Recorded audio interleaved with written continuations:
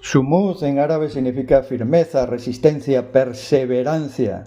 Así que refleja el espíritu de esta nueva misión de barcos con rumbo a Gaza, que es una acción colectiva que no solo busca llevar ayuda material, sino también comida infantil, harina, suministros médicos, prótesis para niñas y niños heridas, sino también romper el bloqueo moral y político que perpetúa el sufrimiento en Gaza.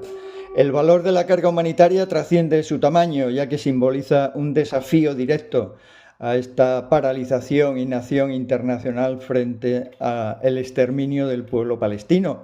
Y hoy se ha estado mostrando en el Paseo de San Lorenzo y en la playa de Sison la solidaridad y el anuncio de que este sábado a las 6 de la tarde en el puerto deportivo pues habrá una nueva acción solidaria con Palestina para acompañar esta nueva oleada de barcos rumbo a Gaza. Por el mar Mediterráneo anda un barco de papel, anda y anda el barco con timonel. De La Habana a Portobelo, de Valencia hasta Sisión, anda y anda el barco con capitán.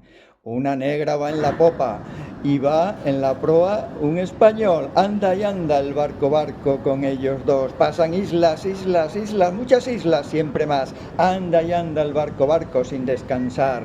Un cañón de los sionistas contra el barco disparó y un cañón de azúcar le contestó: ¡ay, mi barco marinero con su casco de papel! ¡Ay, mi barco negro y blanco con timonel!